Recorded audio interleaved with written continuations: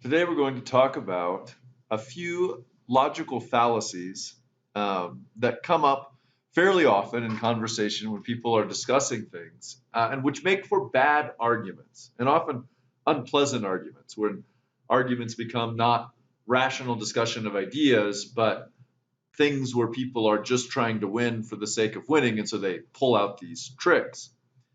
The first is ad hominem. Ad hominem is a Latin phrase which means to the person. And the reason it's a logical fallacy is because it's a irrelevancy. It's not relevant to the topic at hand. Ad hominem is when you go after the person and say, because they're such and such a sort of person, therefore what they say is not true. Now, whether or not it's true that they're such and such a sort of person, what they say might well be true. So you haven't actually addressed the argument at all. You've just gone after them. That's why it is an irrelevancy.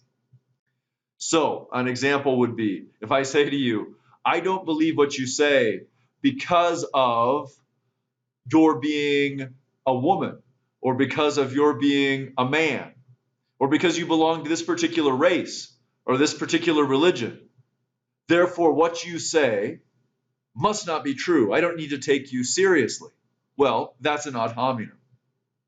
I could say to somebody, if I were a jerk like you, I wouldn't talk about virtue. Well, they might be a jerk. They might lack virtue. But that doesn't mean that what they're saying about it isn't true. It might be true. And you need to address their argument on its own merits, not go after the person. That's a logical fallacy. Another kind of fallacy is the straw man. The straw man fallacy is another very common one where you argue against your opponent a weaker argument than the one that they made. You pretend that they made this weaker argument, and that's the one that you're arguing against. Just like it's called straw man because just like it's easier to beat up a scarecrow than it is to beat up a real person, especially if that person is big and strong. So you beat up a scarecrow that looks kind of like them because the scarecrow is so much easier to win against. Well, same way with the straw man argument. You beat up an argument which is weaker than the one that they're actually making because you don't want to address the one they're actually making. It's harder. Sometimes it's by mistake too. You don't recognize the argument that they're making, and so you argue against another one thinking that's what's there. So it's not always in bad faith, but it's always a fallacy, always a bad way of argumentation.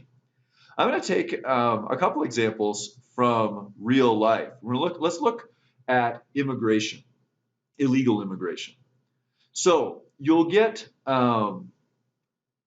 people who argue, many people are in favor of DACA, by which children who were brought to the United States when they were 15 or younger can stay in the United States under certain other circumstances.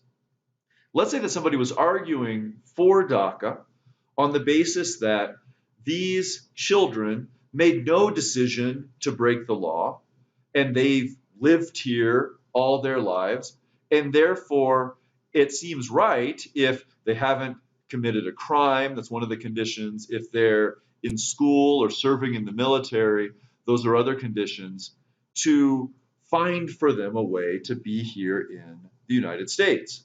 Now, let's say somebody, instead of arguing against the point that there's a kind of fairness to helping people who were brought here without having a legally responsible decision in the matter to come here, helping them to be able to stay, instead of arguing against that point, someone says, you're for anarchy.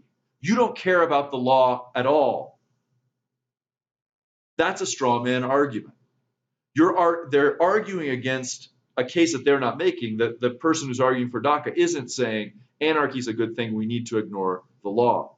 The person needs to address their argument, not make up another one. Or let's take a case on the other side. Let's say that someone argues that too many illegal immigrants coming into the nation hurt the economy. And someone else argues against them. Well, you're racist. You're a supremacist because you're trying to keep people that aren't white out of the country. Well, again, that's a straw man. That's not the argument that's being made. If they want to address the argument that's being made, they should address the economic problem and why that's not really so. In either case, you can make arguments against the case of the other person, but you should make arguments that focus on the argument that's being made, not on some other argument.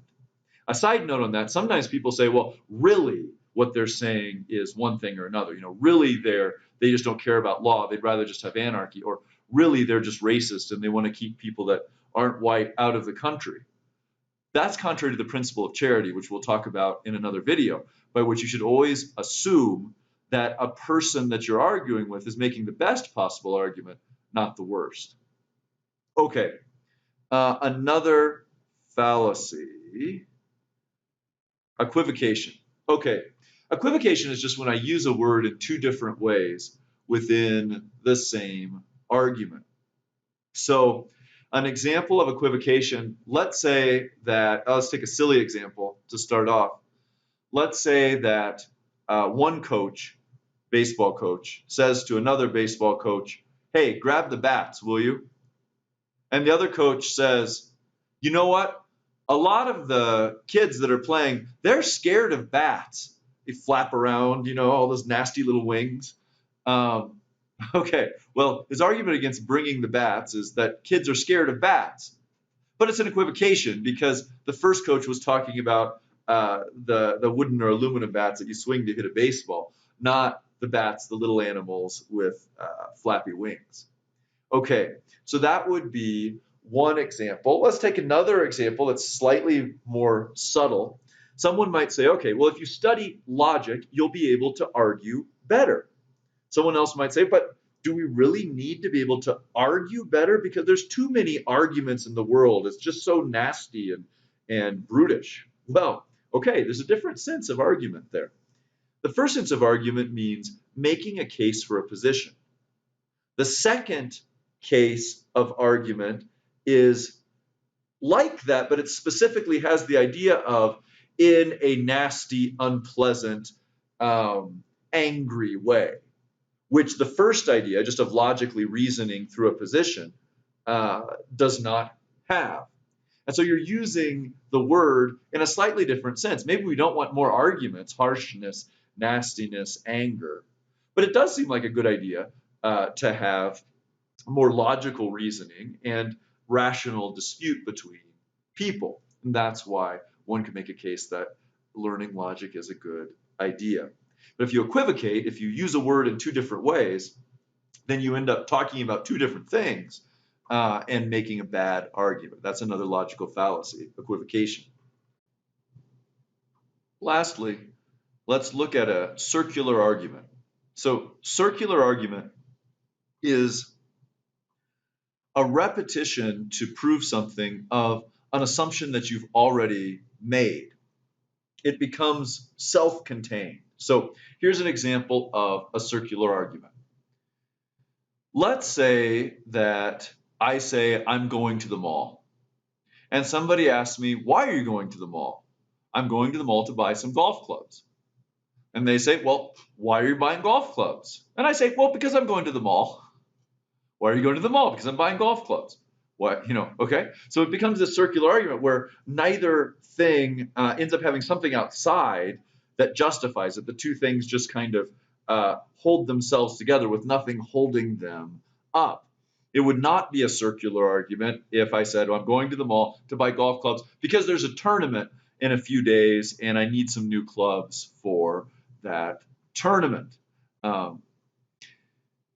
Let's take another example. There's this Dygert cartoon. So in this Dygert cartoon, Dilbert's sitting there and he says, and we know that mass creates gravity because dense planets have more gravity.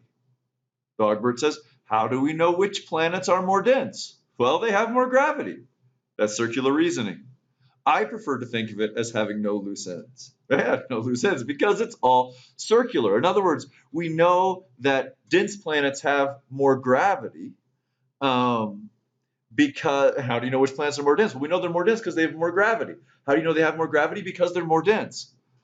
But how have we shown the principle at all? If that's all that we have, then we haven't proved that there's a relationship between the two. We'd have to have something from outside to be able to show that, not just the two assertions trying to hold one another up. That's circular reasoning. Okay, well, have a good rest of your day. God bless you.